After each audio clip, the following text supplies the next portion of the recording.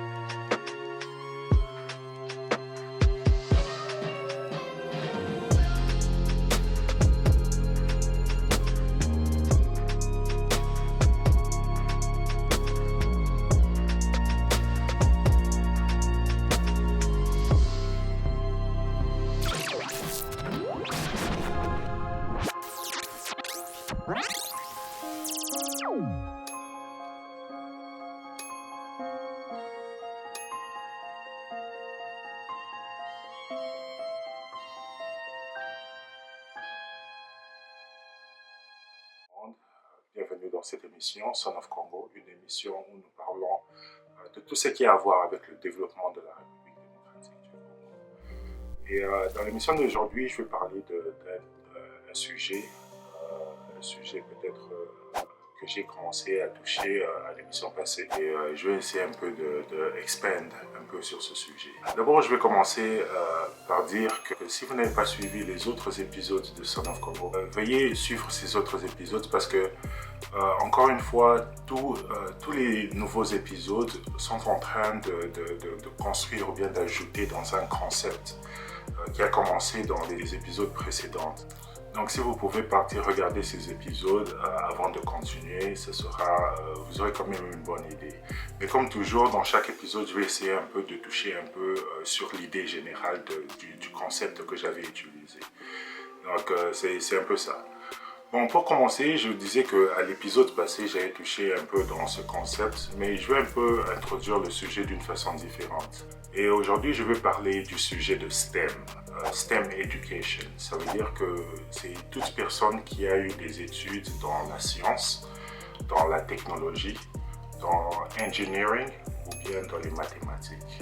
Ici, maintenant, moi, je vais vous donner la raison pour laquelle moi, personnellement, je me suis lancé dans le STEM. Moi, dans tout ça, je tombe dans la technologie. Et peut-être les mathématiques et sciences, mais c'est plus la technologie. Moi, je me suis lancé dans les STEM parce que le STEM vous donne, en tant que personne, un skill qui est vraiment important dans ce monde. Et ce skill, c'est le skill de créativité ou bien d'innovation. Et donc, c'est un peu ça c'est pour ça que j'ai poursuivi les études dans le STEM. Vous savez que quand vous êtes dans ces études, vous devez être quelqu'un qui peut répondre aux problèmes de la société. Parce que quand vous faites des études dans le STEM, vous êtes dans la société pour résoudre les problèmes de la société. Et c'est comme ça que toute personne qui est dans le STEM doit commencer à penser d'elle-même. Parce que vous êtes là pour résoudre des problèmes dans la société. Toute personne qui a fait les études en STEM dans toutes les sociétés du monde, que vous soyez aux États-Unis, que vous soyez en France, que vous soyez en Belgique, que vous soyez au Brésil, dans toutes les sociétés du monde, ces personnes doivent pouvoir se retrouver dans la société. Ces personnes ne peuvent pas être les personnes qui sont pauvres dans la société. Je veux dire ici la majorité d'elles ne peuvent pas être les personnes qui sont pauvres dans la société. Parce que ces personnes ont les solutions aux problèmes de la société. Parce que vous avez acquis ce skill-là de créativité que beaucoup de gens n'ont pas. Et puis vous avez la possibilité d'innover que beaucoup de gens n'ont pas. Et ça, c'est un skill qui est vraiment important dans la vie. Et moi, je me suis toujours dit que moi, en faisant les STEM, si j'arrive à avoir ces skills, ça va faire de moi vraiment un asset partout où je serai dans la société. Et c'était un peu ça ma stratégie quand j'ai commencé mes études. Et c'est pour ça que moi je me dis que moi aussi, il y a d'ailleurs un rappeur américain qui a dit Put me anywhere in the world, in God's green earth, and I'll triple my worth. Ça veut dire que il est en train de dire que vous pouvez le mettre partout. Lui, le rappeur, vous pouvez le mettre partout dans le monde que Dieu a créé et il va tripler sa valeur. Donc ça, c'est quelque chose de vraiment très profond. Parce que c'est pas que quand il dit ça, il est arrogant ou bien il croit qu'il peut partir partout dans le monde et il va se retrouver. Ce qu'il est vraiment en train de dire est que lui, le rappeur, par rapport à son éducation, par rapport à de la façon qu'il a été élevé, tous les obstacles qu'il a eu dans la vie, l'a préparé avec les problèmes de la société et il ne trouve pas vraiment dans quel pays dans le monde ces problèmes-là vont l'arrêter à atteindre ses objectifs. Donc c'est un peu ça qu'il est en train de dire. Donc il dit qu'il peut partir partout dans le monde. Donc même si vous le mettez au Congo, il va trouver une façon comment il va multiplier sa valeur. Et moi, en tant que personne qui a étudié le STEM, qui a fait le STEM, et plus mon parcours et mon expérience, je me dis toujours qu'il n'y a pas vraiment une société dans le monde où je peux partir et ne pas me retrouver. Que ce soit en Europe, si j'ai la possibilité de travailler, je pourrai toujours me retrouver. Et si je n'ai pas la possibilité de travailler, j'aurai toujours une façon de raisonner qui va essayer de résoudre ce problème. Parce que je suis un problem solver. Et c'est ça que l'éducation vous donne. Vous êtes là toujours en train de chercher des solutions aux problèmes. Et quand vous avez des problèmes dans votre vie personnelle et que vous avez fait ces études, vous utilisez la même stratégie de commencer à utiliser les mathématiques ou bien les concepts pour résoudre tous vos problèmes, même des problèmes personnels qui n'ont rien à voir avec les maths. Et c'est comme ça que quelqu'un qui a étudié le STEM raisonne. Souvent, il raisonne d'une façon un peu technique. Et ça, c'est un skill qui est vraiment important dans la vie. Et quand vous avez ce skill, c'est là que je dis que les personnes qui sont dans le STEM doivent toujours pouvoir se retrouver dans la société. C'est pas qu'ils doivent être riches, c'est pas qu'ils doivent être pauvres, mais ils doivent toujours vivre une vie qui est un peu décente dans la société. Parce que même moi aux États-Unis, quand je vous ai donné mon parcours à l'autre émission de Son of Congo, quand je suis venu à Chicago, je ne suis pas venu à Chicago avec beaucoup d'argent. Quand j'ai quitté Dallas pour venir à Chicago, je n'avais que quelque chose comme $2000 dans mon compte. Et puis j'ai pas quitté Dallas directement pour aller à Chicago. Donc je suis parti au Canada pour rester au Canada un peu en vacances. Et puis j'ai quitté maintenant au Canada, j'ai acheté une voiture à Detroit pour partir maintenant à Détroit, pour conduire jusqu'à Chicago. Donc quand j'ai quitté Dallas moi-même, je n'avais pas beaucoup d'argent. Donc le risque aussi pour quitter Chicago et quitter Dallas pour aller à Chicago était vraiment élevé. Parce que vous savez, aux États-Unis, si vous avez des billes, mais quand vous quittez les boulots et vous partez quelque part d'autre, les billes continuent toujours à s'encaisser. C'est-à-dire que vous êtes en train de conduire une voiture, vous devez payer l'assurance de cette voiture. Si on vous attrape, on vous donne des amendes, c'est encore plus de dettes et vous n'avez pas d'argent. Et vous devez payer votre téléphone parce que si vous comptez chercher de l'emploi, on doit toujours avoir un moyen de vous contacter. Donc, toutes ces histoires aux États-Unis, et vous devez toujours payer un loyer quelque part. Parce que vous ne pouvez pas habiter quelque part, il n'y a pas beaucoup des endroits où vous allez habiter chez quelqu'un sans payer de loyer, à moins que ce soit quelqu'un de votre famille. Il y a des bills que vous devez commencer à payer en tant que personne.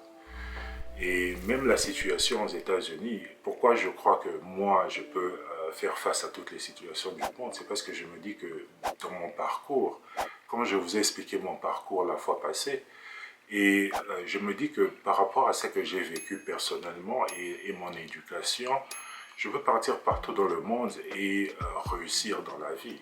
Et ça, c'est quelque chose que je suis vraiment confident que je peux faire. Et même si c'est ce que je dis, même aux États-Unis, peut-être beaucoup de gens vont se dire que oh, c'est facile, il est aux États-Unis et tout. C'est là maintenant que je suis en train d'expliquer que non, même aux États-Unis, c'était difficile. Parce que quand j'ai quitté Dallas seulement avec $2000 dans mon compte. Et puis je suis parti au Canada, j'ai fait quelques temps au Canada en vacances. Et puis quand je suis rentré aux États-Unis, le goal était maintenant de rentrer aux États-Unis pour m'installer à Chicago. Et vous savez que quand vous n'habitez pas dans une ville ou bien dans un État, c'est difficile de trouver un appartement à partir d'un autre État. Parce que ici aux États-Unis, le propriétaire du building, il va vouloir savoir comment vous allez payer votre loyer. Si vous arrivez dans la ville, comment vous comptez payer votre loyer. Et si vous n'avez pas de boulot au moment où vous êtes en train de chercher l'appartement, ou bien si vous n'êtes pas garanti d'avoir un boulot quand vous allez arriver à cet endroit, ça veut dire qu'on vous a déjà fait une lettre d'offre.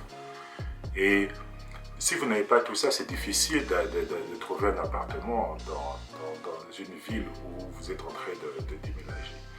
Ça veut dire que moi, quand je suis parti à Détroit, je me suis acheté maintenant une petite voiture. Parce que Détroit, c'est à côté du Canada. Donc, je pouvais souvent traverser et arriver à Détroit. Je me suis acheté une petite voiture de quelque chose comme $1200. Et c'est cette voiture que j'ai conduite jusqu'à Chicago. Je conduis à Chicago, j'arrive, j'habite dans quelque chose qu'on appelle comme un shelter, carrément, que j'ai trouvé. Il y a un site ici aux États-Unis qui s'appelle Craigslist. Vous trouvez, vous partez, vous cherchez des gens. Et dans ce shelter-là, eux, ils avaient maintenant une chambre qui donnait à $75 la semaine. Donc, c'est une chambre. Donc, quand vous entrez dans ces chambres, c'est souvent une chambre avec un lit. Il n'y a pas de place pour quelque chose d'autre. Donc, ce sont vraiment des shelters. Et vous avez plusieurs pièces dans un couloir. Et puis, vous tous, vous partagez une salle de bain et une toilette. Donc, ce sont dans des conditions comme ça que moi, j'arrive maintenant à Chicago quand je suis arrivé. Et j'avais la voiture, mais quand tu arrives dans un endroit, tu commences maintenant à étudier l'endroit. Tu regardes comment la ville est en train de fonctionner. Tu regardes comment tu es en train d'étudier. Il y a des gens qui disent même c'est quoi Mambo Ronacé, Mako Likolo, toi aussi fait la même chose. Chamabo Ronacé, Mako Likolo, toi aussi suit la même chose. Parce que si tu fais autrement, c'est un peu compliqué. Bon, c'est pas ça vraiment, mais vous comprenez un peu l'idée. Donc avec le STEM maintenant, quand tu arrives dans un endroit comme ça, parce que quand je suis arrivé à Chicago, j'avais déjà fait des études dans la technologie, donc j'avais quand même une façon de voir qui était un peu créative déjà. Et je me dis maintenant que comme dans tous les problèmes de technologie, quand tu arrives, la première chose, c'est analyser le problème. Et quand je suis arrivé à Chicago, c'est ça aussi la même chose que je fais. Je regarde aussi, je dis que c'est comment la ville se trouve. J'avais déjà un système que j'ai fait à Dallas. Et vous pouvez regarder les épisodes passés où je parle de comment j'ai commencé. Et quand je suis arrivé à Chicago, j'avais que cette pièce-là, j'avais $75 que j'étais en train de payer pour la semaine. Hein. Donc c'est $75 pour toute la semaine. Donc ça vous donne un peu, je ne sais pas si à Kinshasa vous savez, mais aux États-Unis, les gens qui sont aux États-Unis, ça vous donne un peu, vous pouvez un peu imaginer les conditions dans lesquelles cet endroit était. Donc $75 pour toute la semaine. Et tu as une chambre et tu partages la salle de bain avec plusieurs personnes. Donc j'arrive là à Chicago et c'est comme ça, c'est dans ce contexte que je suis et j'ai peut-être dans mon compte quelque chose comme $1500 maintenant à ce niveau. Je me dis maintenant qu'il y a toujours les billes qui continuent à partir parce qu'aux États-Unis, comme je le disais, vous devez continuer à payer les billes, vous devez continuer à payer votre voiture parce que vous la conduisez. Dans ce cas-là, si on me donne une pénalité par la police, ça va encore toucher dans mes économies et je ne peux pas être dans cette situation. Donc tu dois payer l'assurance, tu dois payer toutes ces histoires parce que tu utilises une voiture. Tu dois payer ton téléphone parce que tu dois toujours être en communication avec les gens et puis pour les boulots, tu as besoin d'un téléphone. Donc toutes ces histoires, tu dois payer ça malgré que tu n'as pas de boulot et que tu as que $2000 en banque et que tu n'as pas de famille dans cette ville. Donc tu es seul dans cette ville, tu n'as pas de famille. Tu es toi, ta voiture et tous ces 1500 dollars carrément. Maintenant, ça c'était le contexte dans lequel je suis. Maintenant, je me dis que non, comment je dois faire? D'abord, il faut parce que tu as des dépenses que tu es en train de payer, il faut d'abord essayer de break even, où tu ne descends plus dans le rouge, où tu es en train de pouvoir te stabiliser. Et c'est ça que j'ai commencé à faire. Donc j'ai dit que j'ai une voiture, la chose la plus rapide que je peux faire, c'est commencer à délivrer les pizzas. J'ai commencé à marcher à la rue, tout ça. Je suis parti chez les propriétaires des pizzas, des restaurants de pizza, et je leur ai demandé s'ils ont besoin des gens pour conduire. C'est là qu'après quelques jours, il y a un qui je l'ai parlé, il m'a dit que non, il n'a pas besoin de quelqu'un, mais il va garder mon numéro au cas où il a besoin de quelqu'un. Et quand je rentre à la maison, le lendemain, il m'appelle directement, il dit que non, est-ce que tu peux travailler parce qu'il y a quelqu'un qui a quitté.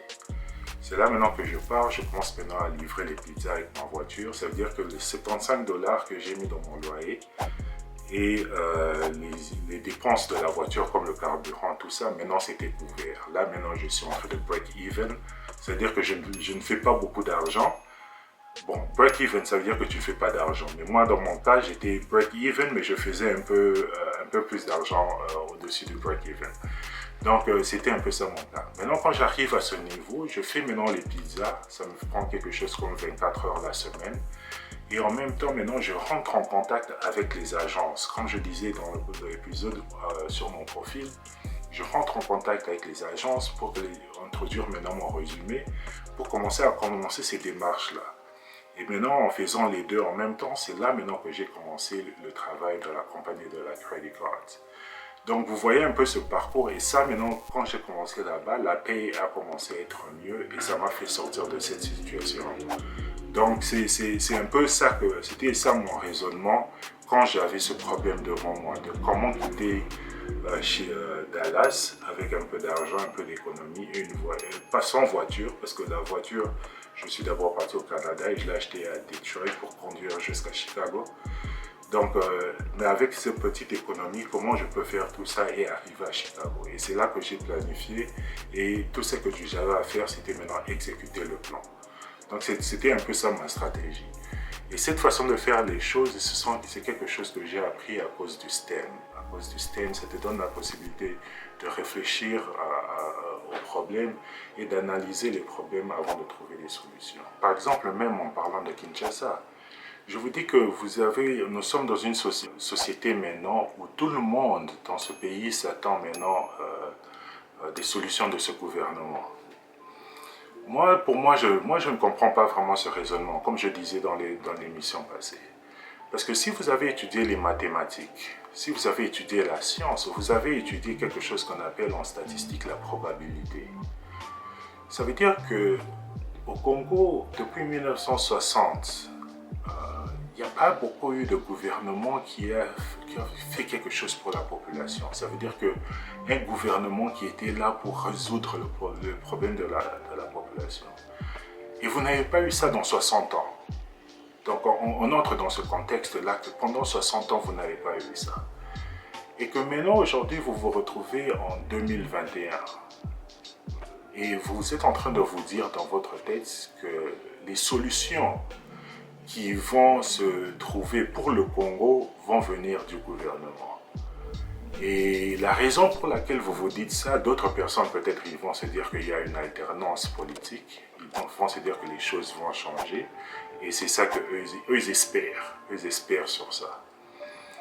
Il y a d'autres maintenant qui se disent que non, bon, les choses ne vont pas changer, hein, ça va rester la même chose. Mais eux, ils préfèrent croiser les bras. Eux, ils sont là seulement pour juger. Ils vont seulement croiser les bras.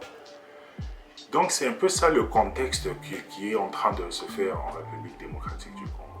Et quand j'étais en train de toucher sur les médias, c'est là que je disais que les propriétaires des médias, il y a des propriétaires qui viennent de la diaspora. Quand vous venez dans un pays, dans un contexte comme ça, vous ne venez pas pour vous adapter à ce que la population est en train de faire. Parce que vous avez une population qui n'a pas été très bien éduquée. La population a eu une éducation qui n'est pas vraiment dans les standards. La plupart des personnes, ici on parle des Congolais en général, c'est qu'il y a 80 millions des Congolais. Je ne parle pas de l'éducation des 2%. Mais cette population n'a pas eu une éducation comme telle. Et vous, les médias, vous ne pouvez pas venir au Congo et dire, peut-être en tant que Congolais, en tant que médias congolais, vous ne pouvez pas vous dire qu'on va faire ce que la population veut parce que c'est ça qui va nous rapporter peut-être de l'argent avec les publicités, avec des histoires comme ça. Vous ne pouvez pas utiliser cette stratégie parce que vous êtes en train de vraiment mettre du fuel, comme on est en train de dire. Vous êtes en train de mettre du fuel, de l'essence sur le feu. Parce que vous savez comment un peuple doit se conduire. Vous savez comment un peuple doit faire la politique. Mais vous êtes en train de conduire la population vers une façon de faire la politique qui est vraiment destructive. Ça, ce n'est plus de la politique, ça devient du gossip politicien. C'est-à-dire que les médias maintenant au Congo sont en train de faire le gossip politique. Ça veut dire que vous emmenez quelqu'un dans votre studio et vous lui dites, vous savez, l'autre personne a dit ça, ça, ça, ça. Vous allez répondre comment? Et l'autre va dire que non, eux, ils ont dit ça, ça, ça, ça. Vous allez répondre comment? Et l'autre, il va venir, il va dire, mais vous là-bas, pourquoi vous ne soutenez pas le chef de l'État? Et l'autre là va venir, il va dire que mais vous tous, vous venez soutenir le chef de l'État. L'autre va venir là. Donc c'est une politique qui est basée sur des individus, ce qui est basé sur des rumeurs, c'est une politique qui... C'est le gossip politique. Vous voyez comment il y a aux États-Unis, il y a les TMZ, il y a tout ça. Vous maintenant au Congo, il y a les médias, ils sont en train de faire le gossip politique. La vraie politique, c'est ce que vous ne présentez pas à la population. Et c'est de ça que je veux parler aussi dans cette émission. Comme je disais que moi, quand dans mon contexte, je me dis que je veux réussir partout où je vais dans le monde, mettons-moi par exemple dans un contexte congolais. Ça maintenant je réfléchis. Et ici je parle de tous les gens qui ont pu avoir accès à l'éducation. Parce que je sais qu'il y a beaucoup de gens au Congo qui ont des difficultés à avoir même accès. Et il y a beaucoup de gens au Congo qui sont en train de souffrir dans des zones de tension, des zones de guerre. Donc ici, je suis en train de parler à quelqu'un qui a pu avoir accès à une éducation au Congo, une éducation à l'université. Donc vous avez pu avoir accès à cette éducation dans le domaine de sciences, technologie, engineering ou mathématiques. Donc je parle de cette perspective-là. Donc moi, je suis maintenant à Kinshasa, je suis au Congo et je suis dans le contexte congolais, le contexte que j'observe aujourd'hui. Et je termine à l'UNIKIN. Je termine mes études à l'UNIKIN, mais ma famille est très pauvre. Nous sommes très pauvres et je n'arrive vraiment à rien faire. Mais j'ai terminé mes études à l'UNIKIN et j'ai fait quand même des bons points à l'UNIKIN parce que j'ai fait des études dans les mathématiques. Et j'ai fait quand même des bons points à l'UNIKIN. Et je termine, je regarde maintenant la situation en République démocratique du Congo. D'un côté, je vois qu'il y a un gouvernement, mais je me dis aussi que le Congo aussi a une histoire. C'est là maintenant que je regarde dans l'histoire et je me dis depuis 1960, la probabilité que ce gouvernement va faire quelque chose d'intéressant pour le peuple, parce que moi j'ai fait les mathématiques, donc je suis en train de raisonner en termes de probabilité. Je regarde maintenant depuis 1960, je me dis maintenant que la probabilité que le gouvernement congolais, un gouvernement congolais, va apporter des solutions aux problèmes de la population sont vraiment minimes. Il n'y a pas beaucoup de chances que ça va se faire. Parce que si je regarde le data, les données depuis 1960 jusqu'à présent, je vais me dire que c'est une petite probabilité. C'est presque comme si vous jouez à la loterie et vous allez gagner la loterie. Donc cette probabilité est petite. Mais si je regarde maintenant l'attente de la population, il y a 80 millions de populations qui sont en train vraiment d'attendre ça. Donc eux, ils ont confiance en ça. Donc eux, ils ont pris, comme on a dit, you take all your eggs, you put it in one basket. Toute la population a pris tout ce qu'eux, ils ont et ils font confiance à ça, à ce 2%. Ils sont en train de débattre parce que les gens qui sont dans les 2% ici ne bougent pas. Et moi maintenant, dans tout ça, je vais raisonner en tant que mathématicien. Je me dis, mais il doit y avoir une autre alternative. Pourquoi tous ces gens attendent quelque chose de ce gouvernement? Qu'est-ce qui s'est passé au Congo qui les a fait croire que les choses vont changer à cause de... Parce qu'on regarde la base, on regarde les données. Est-ce que c'est l'alternance qui les fait croire que ça a changé? Mais le Congolais est toujours le Congolais. Donc, qu'est-ce qui a changé dans tout ça pour changer les choses? Je ne vois pas beaucoup de choses qui ont changé. Parce que vous partez seulement de dispute en dispute et je ne vois pas que beaucoup de choses ont changé. Moi, dans tout ça, maintenant, je me dis que, ok, je dois faire de telle façon que, comme je ne peux pas, le gouvernement n'a pas mis en place des cadres pour que il y ait des créations d'emplois dans ce pays. Moi, maintenant, je vais décider de faire mon propre business. C'est là maintenant que je vais me poser la question. Comment je peux faire mon propre business? Et au Congo, il y a quelque chose, même un avantage que dans tous les autres pays, les gens n'ont pas. Vous avez même la possibilité au Congo de faire le business dans l'informel. Ça veut dire que vous pouvez, vous, en tant que personne, vous pouvez commencer un business dans l'informel au Congo. Ça, c'est un avantage que vous avez, que les gens comme moi aux États-Unis, on n'a pas cet avantage. Et vous pouvez aussi partir, parce que dans tout ça, je veux vous dire que quand vous allez vous décider de faire un business, vous pouvez partir à l'ANAPI et aller chez l'ANAPI et demander qu'est-ce que je dois faire pour ouvrir un business. L'ANAPI va vous dire que non, c'est ça, vous devez remplir toutes ces conditions ici. Vous maintenant, vous allez regarder toutes les conditions et vous allez maintenant vous demander, bon, est-ce que je veux remplir toutes ces conditions? Le compte en banque, on demande un minimum de $100, quelque chose comme ça. Et je dois faire des démarches pour le guichet unique, il y a quand même un peu d'argent aussi à dépenser là-bas. Mais c'est un peu ça. Et moi maintenant, comme je vous ai dit dans ce contexte, je viens d'une famille pauvre et j'ai terminé à l'UNIKIN. Et donc je n'ai pas d'argent. Mais pour que je puisse arriver jusqu'à l'ANAPI, ça veut dire que moi je me suis renseigné. Parce que moi, je vous rappelle que j'ai pris la décision de faire un business. Ça veut dire qu'en prenant la décision de faire un business, j'ai dû me renseigner pour savoir comment créer un business en République démocratique du Congo. Et je suis parti vers les autorités qui me disent comment il faut faire pour créer un business. Mais cette voie-là va me coûter de l'argent. Et dans mon contexte, moi, je suis pauvre. Et c'est là que je vous disais que même au Congo, vous avez la possibilité de faire le business dans l'informel, où ça ne va même pas te coûter de l'argent pour commencer à créer une entité. Parce qu'il y a beaucoup de gens qui le font dans l'informel et ils sont bien et ils font du profit. Et ça, c'est un avantage déjà pour vous les Congolais. Maintenant, de deux, parce que j'ai vu ça, je sais maintenant comment créer un business. Je sais que je dois faire soit un SOL, soit un LLC ou bien une corporation. Je sais maintenant qu'au contexte du Congo, même si tu n'as pas d'argent, tu sais quand même où les gens qui ont de l'argent se trouvent. On vous dit que dans toutes les cliques, il y a toujours des pauvres et il y a des banayas. Et si tu n'as pas des banayas dans ta clique, ça veut dire que tu sais où les banayas se trouvent. Donc il y a beaucoup de gens qui se retrouvent dans des circuits de banayas. Toi maintenant tu connais le business parce que tu voulais faire le business. Tu avais réalisé que le gouvernement ne va pas créer des emplois et ne va pas améliorer la situation pour que des emplois puissent être créés. Donc ça veut dire que toi maintenant tu as fait des recherches dans le business et tu sais maintenant comment un SOL peut être, tu sais comment un partnership peut être avec un LLC ou bien avec une corporation. Tu te dis maintenant que tu n'as pas d'argent parce que tu viens d'une famille pauvre. Mais tu as quand même des gens, tu cherches maintenant à atteindre des gens qui ont de l'argent. Tu commences avec ta famille, je commence maintenant à les parler. Je dis que j'ai un projet que j'ai envie de faire, de construire une entreprise. Est-ce que vous pouvez m'appuyer?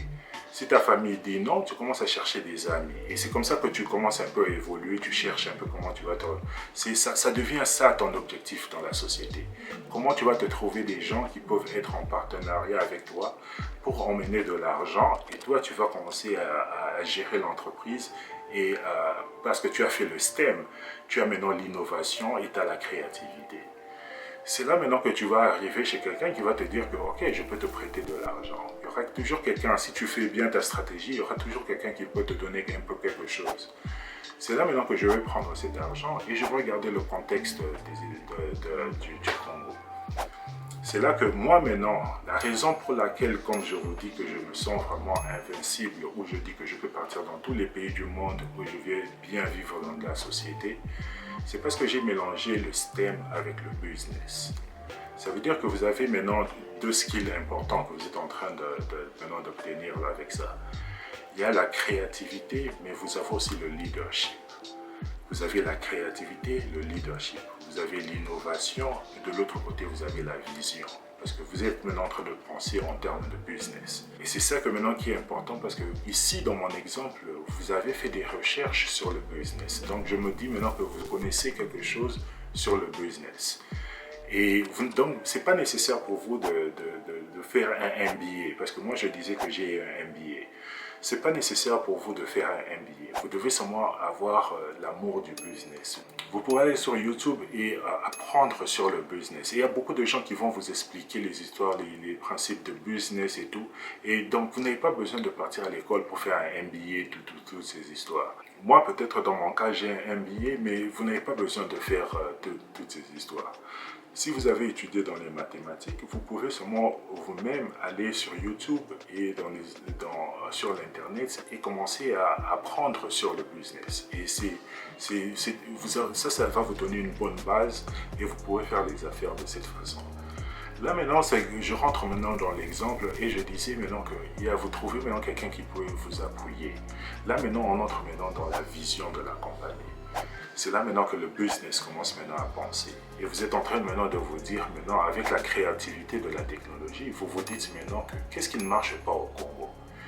D'abord, dans le point politique, vous dites qu'il y a beaucoup de politiciens qui sont en train de se battre sur que moi j'ai la base, moi j'ai ça, toi tu as gagné les élections avec 13%, avec 40%. Donc vous regardez déjà dans la situation, vous réalisez déjà qu'il y a un problème de polling. Ça veut dire qu'il y a un polling system, ça veut dire les sondages. Les gens ne sont pas sûrs sur les sondages. Moi, j'ai fait les statistiques, je peux créer une formule avec l'argent que les amis et les partenaires ont investi. Je veux me créer, engager un développeur qui va me faire un site où je peux commencer à donner les polling data à la population. Tous les politiciens qui cherchent à voir ces polling data, eux, ils vont venir maintenant me payer en tant que client. Ça, c'est déjà une perspective. Je peux penser déjà à ça en tant qu'entrepreneur. Je peux dire, en tant que Congolais, je peux dire déjà que ça, c'est un problème, je peux trouver une solution à ça. Vous entrez maintenant dans ce business. Vous pouvez commencer petit parce que vous n'avez pas encore beaucoup d'argent. Ça veut dire que vous pouvez commencer même avec les polling data seulement de votre rue. Il y a beaucoup de gens qui disent telle personne a gagné les élections, telle personne a gagné les élections. On peut te dire seulement dans cette avenue ici. Qui est la MOCA, qui est FCC, qui est ça, personne ne sait. Mais ce sont ces gens qui vont voter. Parce que vous, les politiciens, normalement, vous devez être intéressés à ce data. Parce que ça, ce sont les gens maintenant qui vont voter. Et vous commencez, en tant que Congolais, tu peux commencer petit et commencer au niveau même des bourgmestres, des communes. Tu peux commencer au niveau des quartiers. Tu commences à créer des polling data. Et tu commences à publier ça dans ton petit site.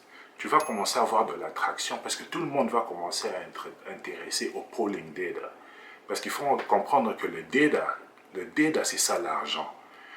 Le Congo, maintenant, les gens n'ont pas le data. Vous n'avez pas encore de data. Parce que quand vous avez le data, c'est là maintenant que vous commencez à faire de l'argent. Toutes les agences de marketing qui sont à Kinshasa, tous ces gens, ils cherchent le data.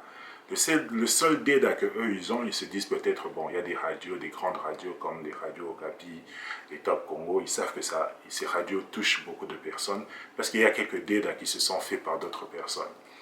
Mais il y a des data que les politiciens congolais ont besoin pour s'organiser en parti politique qui n'ont pas. Et ce data-là, c'est quelqu'un qui a fait les statistiques qui peut le donner, ce data. Parce qu'aux statistiques, vous savez comment estimer une population et vous savez faire tous ces calculs-là.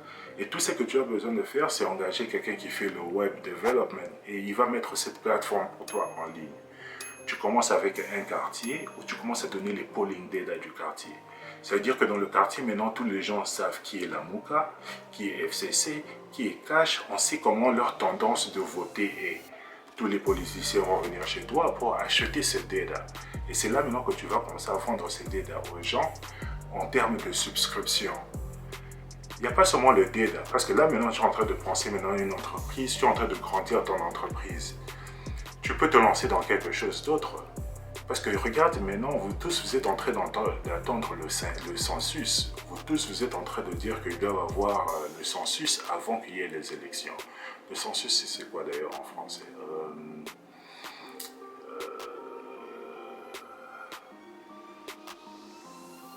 Donc tout le monde à Kinshasa, ils sont en train d'attendre maintenant le census. Vous voulez que tout le monde puisse faire ce census avant qu'il y ait les élections.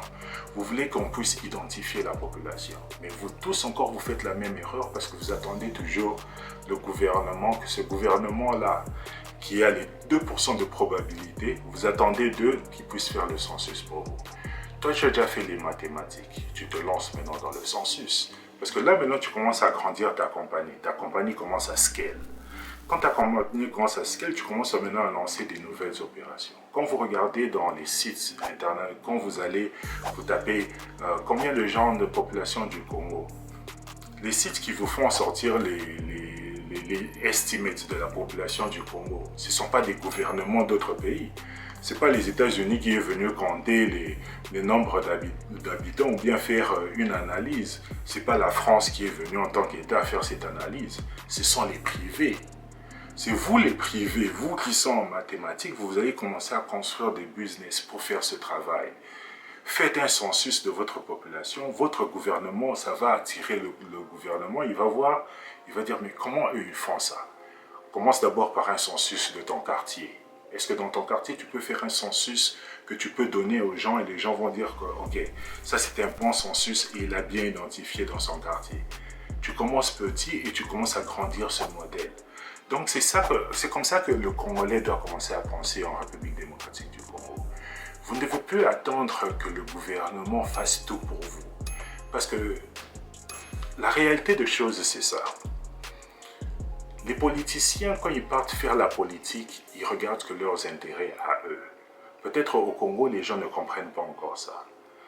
Quand les politiciens vont dans l'Assemblée nationale, malgré que vous les avez votés, ce qui est bien quand même aux États-Unis, c'est que le politicien doit rester honnête à cause du système de vote, parce qu'il est redevable aux gens qui l'ont voté.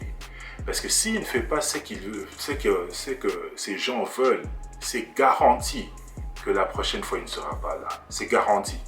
Parce qu'ils ont le polling data que vous devez travailler et ils savent qui sont ces gens qui sont dans cette base. Et c'est là qu'ils savent qu'on ne peut pas faire tout, on ne peut pas déborder. Mais vous êtes dans un contexte au Congo où cette base-là n'a pas de polling. Les politiciens savent que la plupart de ces gens, on ne sait pas vraiment les identifier et de toutes les façons, on peut les acheter avec des t-shirts. Et c'est un peu ça dans ce contexte que vous êtes en train d'opérer. Jusque c'est qu'un Congolais va venir et dire que ok, j'ai une vision, je peux faire ça, je peux implémenter ce système. Et là maintenant, les politiciens seront maintenant plus redevables dans les prochaines élections parce qu'ils vont connaître maintenant le data. C'est-à-dire que ces politiciens, quand ils partent maintenant dans l'Assemblée nationale, eux ils ne seront pas là seulement pour leurs intérêts. Parce qu'ils savent que s'ils sont là pour leurs intérêts, le data va montrer que ils doivent, chaque fois qu'ils sont là, ils doivent faire attention sur leur data. Le sondage va monter, le sondage descend et les politiciens font attention à ce sondage. Donc toutes les décisions qu'ils sont en train de prendre, est-ce que je dois supporter Trump, est-ce que je dois supporter Obama, ils ont deux partis politiques, mais ils ne viennent pas de ma base. Moi, je fais le sondage de ma base et je regarde comment le sondage est. Parce que si je fais le mauvais choix, la base là, ils vont me faire sauter de ça, ils vont remplacer avec un autre politicien. Donc vous comprenez maintenant l'importance du data. Donc plus la politique est en train de mûrir en République démocratique du Congo, plus les politiciens vont savoir que c'est là que l'argent se trouve. Et ils vont commencer à dépenser sur vous. Et si les politiciens ne se rendent pas compte de ça, toi en tant qu'entrepreneur, tu dois les faire comprendre ça. Que le data est important pour eux, c'est pour leur propre avantage. Quand vous parlez de base, tout le monde parle de la base, mais personne n'a le data. Tout le monde dit que j'ai eu 80%. Oh, l'autre là, ils ont fabriqué les élections. Les data de l'Europe montrent que c'était 60% et c'est 15%. Les data de l'Europe ont montré ça sur quoi? Il y avait quel serveur? Vous êtes au Congo là.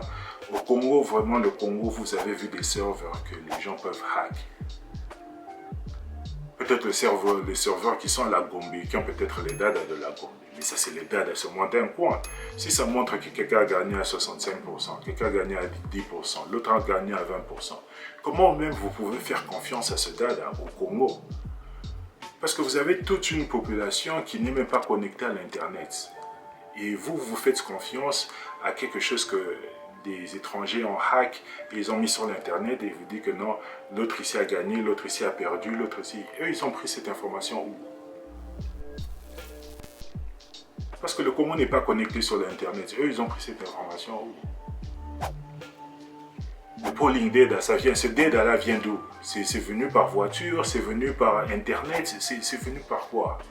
Donc si vous regardez même dans la logique, vous allez vous sentir que il y a quand même un grand niveau de distraction dans toutes ces histoires. Et c'est ça vraiment qui fait l'actualité en République démocratique du Congo. Et nous, vraiment, en tant que Congolais, on doit vraiment se débarrasser de ça. Et surtout les médias, faites vraiment votre effort pour vraiment se débarrasser de ça. Mais je parlais vraiment d'une nouvelle façon de faire la politique. Ce que je suis en train de dire aux médias, je ne dis pas aux médias qu'ils ne doivent pas faire la politique. Ils doivent faire une politique, une nouvelle façon de faire la politique. Ce n'est pas la politique de gossip, où vous êtes en train de faire des gossip pour les politiciens, mais apprenez à la population une meilleure politique. Et dans la meilleure politique, on rentre maintenant dans ce que j'étais en train de dire à l'épisode passé.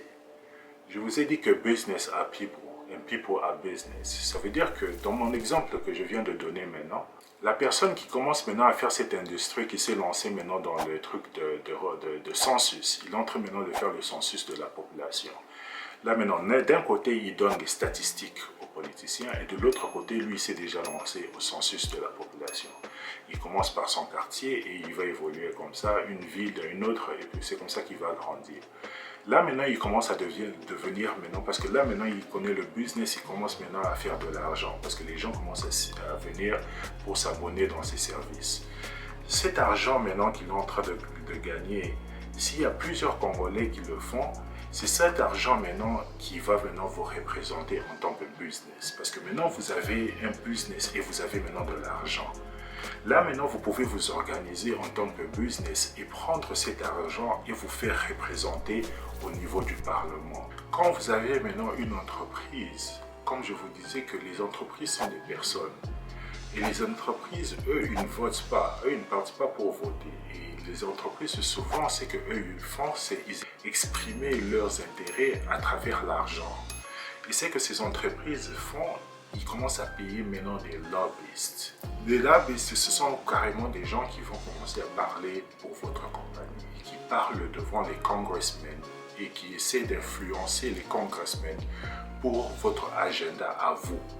Donc toi maintenant en tant que patron d'entreprise, tu dois penser maintenant avec l'agenda de ta compagnie. C'est quoi ton agenda? Est-ce que tu as envie qu'on passe des réformes qui vont favoriser le domaine des census? Est-ce que tu as envie que les politiciens fassent des réformes qui vont sensibiliser la protection des data? Parce que toi tu as les data. Tout ton intérêt que tu as en tant qu'entreprise, parce que rappelez-vous que les entreprises sont des personnes. Tu peux payer un lobbyiste et le lobbyiste va partir au gouvernement et influencer la politique au niveau de l'Assemblée nationale. Ça, c'est une autre voie que les Congolais doivent commencer à utiliser.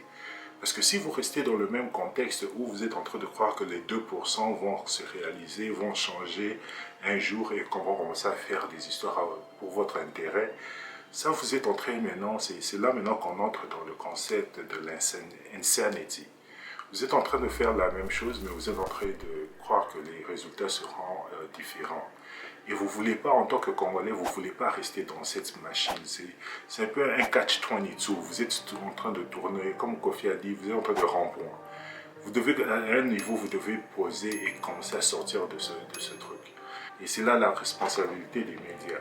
Au niveau maintenant de la politique qui se fait maintenant à l'Assemblée nationale, et c'est comme ça dans tous les pays.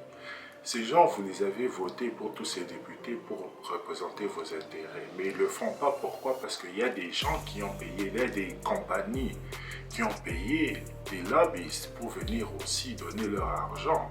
pour supporter ces politiciens, pour faire toutes ces histoires.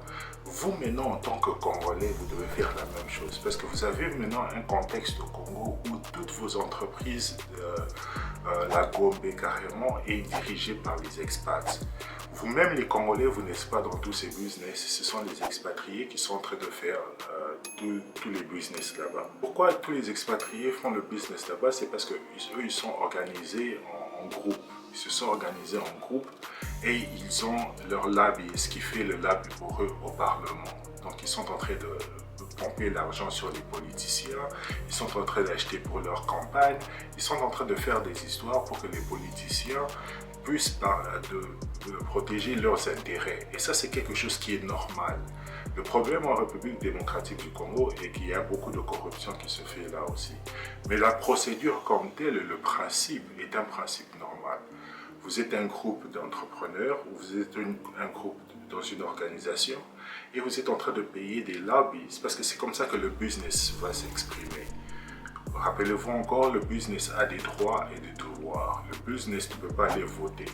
C'est-à-dire que le business doit s'exprimer devant les gouvernements et c'est là qu'il passe par des lobbyistes et les lobbyistes passent dans les gouvernements pour influencer. Ils ne sont pas là pour donner de l'argent. Il y a deux concepts différents. Je ne dis pas qu'ils sont là pour donner de l'argent aux politiciens comme ils veulent, mais ils sont là pour influencer les politiciens. C'est-à-dire qu'il peut avoir de l'argent, mais dans tout ça, il y a toujours un peu d'éthique dans tout ça. Donc, vous devez réglementer les cadeaux et toutes ces histoires. Mais les lobbies se trouvent toujours une façon, une autre, de pouvoir influencer la politique. Les Congolais, maintenant, vous, en tant que Congolais, vous devez penser maintenant de la même façon. Vous devez vous dire maintenant que comment nous, les Congolais, on peut créer assez d'entreprises et créer maintenant un lobby congolais. Il y a une initiative qu'ils sont en train de faire avec le marché, je crois. Et ça, c'est une initiative qui est très bonne. J'espère vraiment que les Congolais pourront rester collés ensemble dans cette initiative. Parce que si vous créez un marché qui est congolais et vous restez collés dans tout ça, il n'y a que beaucoup d'autres Congolais. Le problème maintenant avec le Congo est que si quelqu'un d'autre fait quelque chose comme ça, il commence à avoir une polémique dans le pays. Au principe, vous voulez maintenant que ce modèle puisse être répliqué par plusieurs personnes. Parce que si plusieurs personnes commencent à faire ce modèle, ça veut dire que vous pouvez créer maintenant une organisation et vous pouvez maintenant avoir des lobbies qui vont lobby pour vous au gouvernement. C'est-à-dire que quand les partenaires viennent donner leur argent, vous aussi en tant que Congolais, vous avez une voix à vous donner l'argent. Mais dans ce game ici que je suis en train de décrire, le Congolais n'est pas là. Vous n'êtes pas là. Vous attendez encore les deux pour la probabilité que le gouvernement va faire quelque chose pour vous. Et vous ne comprenez pas que dans tous les pays, les gouvernements sont là pour les intérêts. C'est les lobbies. C'est comme je vous disais au début, vous vivez dans un monde où ce sont des guerres économiques qui sont en train de se faire. Et vous, au lieu de parler avec l'argent, vous êtes en train de parler encore avec des espoirs. Vous devez quitter des espoirs et commencer à faire de l'argent. Commencer à raisonner comment on peut créer de la fortune. Et même vous qui sont dans les médias, vous devez commencer à penser de la même façon. Ça veut dire maintenant que là, maintenant, vous voyez maintenant comment un Congolais peut se développer dans ce pays. Et ça, j'ai donné seulement l'exemple de quelqu'un dans les mathématiques. Vous avez des gens dans le engineering. Vous avez partout à Kinshasa des petites rivières. Vous avez étudié le engineering. Vous avez étudié l'électricité. Comment vous ne pouvez pas raisonner dans quelque chose, comment vous pouvez créer du courant pour alimenter une maison pendant 24 heures? Ça, c'est quelque chose que tous les ingénieurs du Congo doivent commencer à s'asseoir et dire comment on peut utiliser notre petite rivière ici ou bien d'autres petits moyens pour générer de l'électricité qui peut alimenter une maison pendant toute une journée. Si vous pouvez développer ce business, si vous pouvez développer cette idée de pouvoir alimenter une maison pendant 24 heures et vous trouvez une solution, mais c'est fini. Vous aurez un marché dans toutes les petites maisons de Kinshasa et vous donnez aux maisons de Kinshasa un courant pendant 24 heures. Mais la ville de Kinshasa va changer.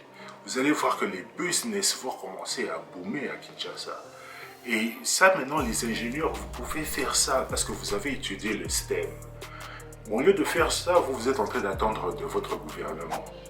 C'est là que je vous disais que même à l'épisode passé, il y a un président américain qui disait « Ne te demande pas ce que ton gouvernement peut faire pour toi. Demande-toi plutôt qu'est-ce que toi tu peux faire pour ton gouvernement. » C'est ça que le Congolais maintenant doit commencer à comprendre aujourd'hui.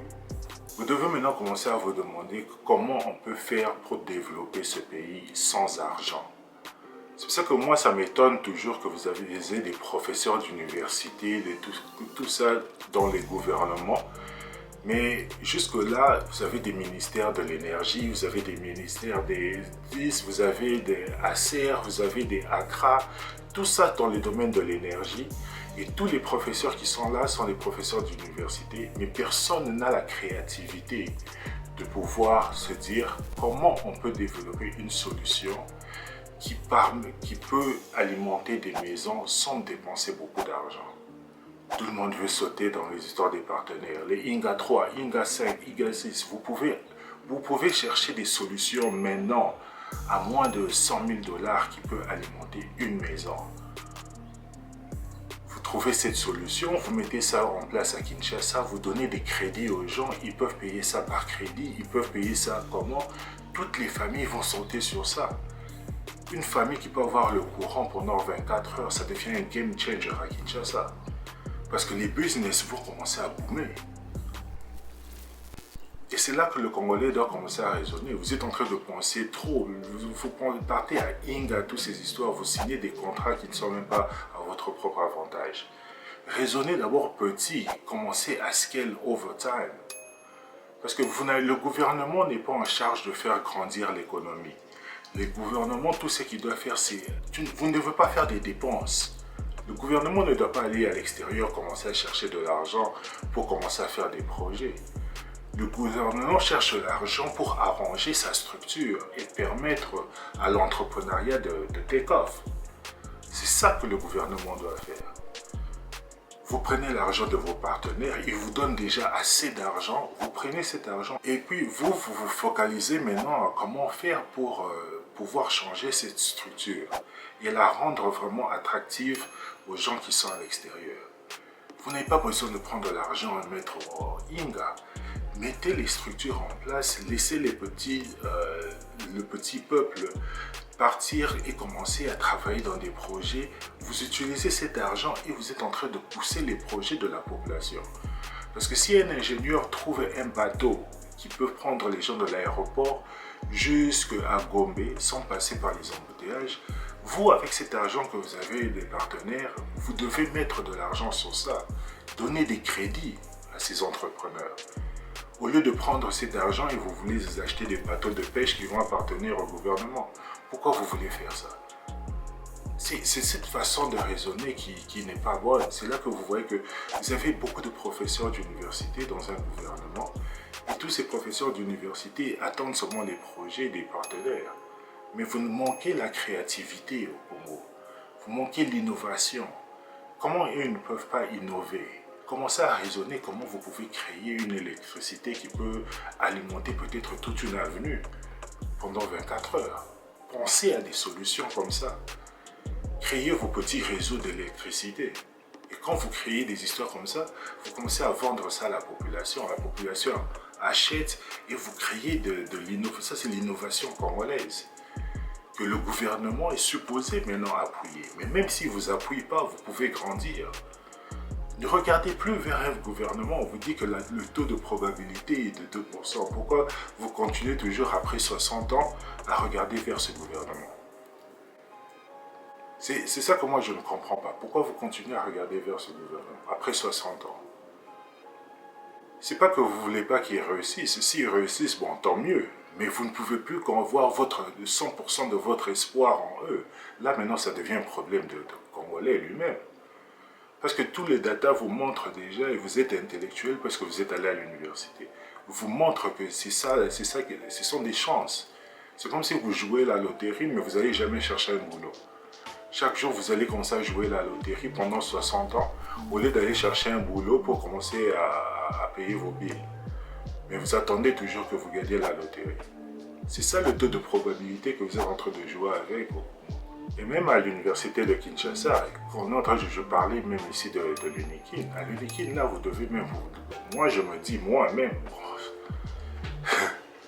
je me dis que, bon, je ne veux pas peut-être promettre, mais je me dis que moi, vous me donnez la direction de l'UNIKIN, mais l'UNIKIN sera l'une des meilleures universités que le Congolais a connues dans ce pays.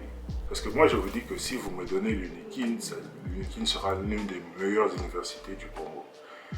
Donc, je ne sais pas ce qui se passe dans cette université, mais moi, en tout cas, et c'est là que je dis que je ne vois pas l'innovation au Congo. Je ne vois pas la créativité au Congo. Parce que moi, ce que je peux dire peut-être, je peux dire que... Ce que je peux dire, je vais dire peut-être que les gens peut-être ne seront pas contents avec les décisions que je vais prendre si j'étais le patron de l'UNIKIN. Mais il y a quelque chose, peut-être il y a d'autres qui vont aimer, il y aura d'autres qui ne vont pas aimer. Mais s'il y a quelque chose que je sais moi-même, que j'ai confiance, que je peux délivrer, que je peux dire vraiment que non, Balambora, que non, Oyona Rosala, de ce côté-là, vous ne serez pas découragé, c'est dans le côté de l'innovation. Parce que je vais emmener une autre façon de faire les choses. Vous allez dire peut-être que oh, il a échoué parce que à cause de ça. Mais vous n'allez jamais dire que... Je ne crois pas que vous allez dire qu'il a échoué parce qu'il n'a pas innové. Parce que le problème de l'UNIKIN, c'est un problème peut-être que... C'est vraiment une entreprise. Et ce qui est bizarre est que c'est l'une des plus grandes entreprises du Congo. Parce que la plupart des politiciens viennent de l'UNIKIN. Et là, beaucoup de Congolais sont formés à l'UNIKIN. Et c'est ça un peu qui rend les choses un peu bizarres. Parce que moi d'abord, ce que je veux dire, c'est si moi j'étais à l'UNIKIN, partons maintenant dans ce contexte, parce que je viens de vous donner maintenant le contexte de quelqu'un qui est pauvre à Kinshasa, comment il peut devenir quelqu'un dans la société à cause des mathématiques. Maintenant, pensons maintenant à une solution pour l'UNIKIN, par exemple. On pense à haute voix, je vais penser comme si j'étais à la tête de l'UNIKIN. Et notre goal est de faire de l'UNIKIN l'une des plus grandes universités du Congo. Parce qu'ici, il faut rester dans le même contexte qu'on est en train de dire. Les universités sont des entreprises. Ça veut dire que l'UNIKIN a aussi des intérêts.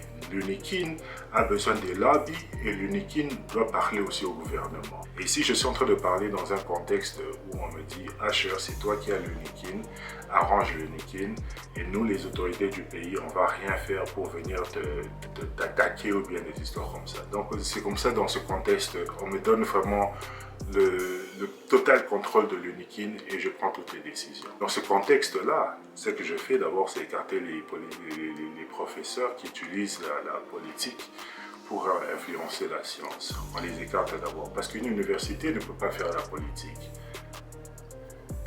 Et maintenant, on continue maintenant et je dis maintenant que bon, le gouvernement congolais nous donne un peu d'argent. On ne reçoit pas vraiment beaucoup d'argent du gouvernement congolais, mais on reçoit quand même de l'argent, je crois. Donc peut-être chaque 6 mois ou quelque chose. Donc on peut utiliser déjà cet argent et on va commencer à faire quelque chose. Maintenant, on entre maintenant dans différents concepts. Parce que maintenant, je dois regarder l'université en général et savoir maintenant quelles sont les dépenses de l'université. Qu'est-ce que l'université maintenant de l'UNIKIN est en train de dépenser. Donc moi et mon équipe, maintenant, on doit travailler sur ça. On doit se dire maintenant, qu'est-ce que l'UNIKIN est maintenant en train de dépenser. Ils sont en train de dépenser sur ça. On regarde maintenant les dépenses et on dit maintenant, on va chercher maintenant une stratégie maintenant pour enlever ces dépenses. Et on va se dire peut-être que s'il y a des professeurs qui n'ont pas été payés, on va se demander maintenant c'était quoi, comment leur contrat était fait. Si c'était vraiment des professeurs, on va les dire que bon, il n'y a pas de place pour vous. On va quand même vous payer un peu pour les années où vous avez travaillé. Donc on va un peu essayer de s'arranger avec les professeurs et trouver une stratégie. Peut-être il y aura plusieurs stratégies. À ce point-là, c'est pas important parce que vous allez négocier. Mais le goal de tout ça, ça sera de réduire le staff des professeurs. On veut une université qui sera lean. On va vous dire peut-être qu'il y a 20, il y a 400 professeurs. Un chiffre exact. On n'a pas besoin des professeurs qui sont fictifs ou quelque chose comme ça. Donc ça sera le goal de cet exercice. Réduire le nombre de professeurs à un niveau normal. Que nous, on va juger, on va dire que pour tel étudiant, et ça sera la même chose avec les étudiants, On doit identifier tous les étudiants qui sont vraiment des étudiants, essayer d'enlever tous les gens qui ne sont pas des étudiants. On aura maintenant des bons chiffres. Quand on a maintenant des bons chiffres, c'est là maintenant qu'on peut faire maintenant une bonne analyse du problème. Parce que si on a un chiffre exact des élèves, qui remplissent toutes les conditions pour être un élève dans cette école, donc ils n'ont pas de problème avec quoi que ce soit, ils sont vraiment des élèves en ordre, on les identifie, on identifie les professeurs qui doivent d'abord rester à l'école, on identifie les professeurs qui sont des bons professeurs et on les garde. Ça ne veut pas dire qu'on va toujours garder tout le monde, parce que maintenant on entre dans un principe de compagnie. Vous savez, en comptabilité, il y a un principe de marginal cost. Donc c'est un peu une stratégie pour essayer d'identifier comment le cost, comment le coût est affecté avec toutes les décisions que le business est en train de prendre. Donc c'est un peu ça que ce concept de marginal cost vous aide un peu. Donc ça c'est un concept de comptabilité. Peut-être vous pouvez lire sur ça et ça va vous donner un peu, je vais essayer de mettre peut-être un lien, ça va vous donner un peu une idée. Mais c'est un peu ça, ici ce qui est important c'est seulement le concept. Maintenant dans ce principe de marginal cost, ça veut dire que vous êtes en train d'identifier un problème. Ça veut dire que si vous avez un ligablo par exemple, vous devez, on peut toucher le ligablo, mais c'est plus facile peut-être de donner l'exemple d'une ferme. Si vous avez une ferme par exemple et que vous avez peut-être 10 poules dans la ferme et que vous êtes en train de produire peut-être 1000 œufs, bien 1000 maquis. Avec les 10 poules là, vous êtes en train de produire 1000 maquis. Maintenant, vous êtes en train la décision que vous voulez prendre en tant qu'entrepreneur ou bien en tant que fermier, c'est est-ce que je peux ajouter encore 100 poules dans les 1000 poules que j'ai ici, est-ce que je peux ajouter 100 poules pour arriver à produire peut-être 1200? Donc vous devez commencer à vous poser maintenant cette question. Et vous vous rappelez que je vous ai dit que vous devez pouvoir scale. Et quand vous êtes en train de scale, il y a des formules que vous êtes en train d'utiliser pour savoir si le business peut scale. Et marginal cost of production, c'est une formule que vous allez utiliser pour voir si ça vaut la peine de business de scale. Parce qu'il y a des fois des business font scale, mais le prix pour scale a coûté trop cher, que ça ne vaut pas vraiment la peine. Donc à ce niveau-là, vous n'aurez pas vraiment besoin de scale, vous allez rester à un niveau. Ça veut dire que quand vous avez décidé d'acheter maintenant un autre lot de poules, les poules que vous achetez, ils viennent avec un prix, ils viennent avec un coût. Il y a un coût qui est fixe et un coût qui varie. Donc, c'est ça le concept de marginal cost. Maintenant, le marginal cost, eux, maintenant, ce qu'ils sont en train de dire est que si le prix, parce que le prix qui est fixe, comme le prix d'un business, comme le rent, le loyer, toutes ces histoires, ce sont des prix qui sont fixes. Ça ne va pas bouger. Que vous produisez plus, que vous produisez moins, votre loyer sera toujours le même. Mais vous avez dans les business des prix comme l'électricité et les prix comme les prix de la poule. Et ces prix-là sont en train de varier parce que ça dépend des conditions. Peut-être la poule est tombée malade, peut-être la poule... Et ces prix sont en train de varier. Ça veut dire que tout ce que vous êtes en train d'ajouter, vous devez toujours faire cette étude-là pour déterminer si c'est vraiment important de scale. Le même principe, on va l'utiliser avec l'Université de Kinshasa. Vous devez regarder le nombre de professeurs et le nombre des étudiants. Qu'est-ce qui est un bon ratio pour garder vraiment une bonne qualité d'étudiants pour chaque école ou bien pour chaque classe? Il faudra trouver une solution à ce problème. Peut-être il faudra même commencer à penser à créer différents campus. Parce qu'on ne peut pas avoir une classe qui est trop peuplée avec beaucoup d'élèves. Et vous allez utiliser maintenant des histoires comme des marginal costs pour vous permettre maintenant d'étudier en termes de scalability, comment on peut grandir et c'est quoi le coût d'ajouter plusieurs élèves dans l'écosystème. Donc chaque fois que vous ajoutez des élèves dans l'écosystème, chaque élève a un coût. On ne reçoit pas beaucoup d'argent du gouvernement, donc on doit savoir comment on va payer pour ce coût. Et là maintenant ça revient encore dans la créativité. Maintenant qu'on a déterminé comment maintenant on va faire, c'est là maintenant que, comme je disais, on entre maintenant dans la créativité. Nous maintenant, ce qu'on va faire dans notre système, comme je vous disais dans l'émission passée, vous n'avez pas besoin de réinventer la roue. Les sociétés dans le monde se sont déjà organisées, ils ont déjà pris tout ce temps pour s'organiser, toutes ces discussions. Vous, en 2021, vous n'avez pas besoin de faire la même chose. Pourquoi vous êtes en train de payer de l'argent pour faire des conférences pour trouver des solutions? Pourquoi vous continuez à faire toujours ce même modèle? Conférence nationale, conférence de ça. Vous faites toujours des conférences pour trouver des solutions. Mais pourquoi vous faites ces conférences? Parce qu'il y a d'autres pays qui avaient le même problème et ils ont déjà trouvé des solutions sur ça. Comme je vous dis qu'en termes de software engineering, vous prenez le code que quelqu'un d'autre a déjà utilisé, vous implémentez ça dans votre code et vous modifiez pour que ça puisse fit votre contexte. C'est ça que vous faites. Maintenant ici, je me dis comment le système marche aux États-Unis. C'est là maintenant qu'on entre dans le système des États-Unis avec les universités. L'histoire de ces universités aux États-Unis, c'est un peu lié à la révolution de l'industrie. Il y a un grand inventeur qui s'appelait Andrew Carnegie. Lui, il a dit qu'il était vraiment un grand révolutionnaire de l'industrie à son époque. Je crois vers les années 17, le siècle 17 ou bien 18. Donc, il était vraiment quelqu'un de très riche aux États-Unis. Et lui, quand il est arrivé aux États-Unis, c'est que lui, il a réalisé, c'est que lui, il disait au peuple, c'est une personne qui meurt avec beaucoup d'argent doit être... c'est une personne qui meurt avec honte. Et lui, la raison pour laquelle il pensait de cette manière, c'est parce que lui, quand il est arrivé aux États-Unis, tous les business se faisaient en famille. Un peu du genre qu'à Kinshasa, seulement les gens de la même tribu, ensemble, les gens des mêmes groupes ethniques. C'était un peu ça le contexte quand lui, il arrive aux États-Unis. Et c'est pour cela qu'il avait dit ça. Parce que lui, il est en train de dire que si vous êtes riche et vous ne donnez pas l'argent à la société, ça veut dire que vous devez mourir avec une certaine honte. Et c'est ça, sa part de révolution que lui, il avait fait. Et je crois que lui, il était même l'homme le plus riche du monde à l'époque. Et il a donné toute sa fortune aux charités. Et il y a des discussions même qui se disent que, bon, est-ce qu'il avait besoin de le faire parce qu'il pouvait impacter la même société d'une autre façon? Parce que ce n'est pas garanti que les charités vont impacter la société. Mais ça, c'est pas le but du sujet. Le but du sujet ici, que lui, il a dit, ouais, c'est ça la révolution que lui, il avait emmenée. Il y avait des compagnies maintenant qui ont commencé à adopter cette doctrine. Eux aussi commencent à donner maintenant aux charités. Et c'est là maintenant que vous avez vu maintenant qu'il y a maintenant l'industrie des donations, des charities. Ça a commencé maintenant à grandir, et vous voyez que les entreprises, les business commencent de plus en plus à donner aux charités.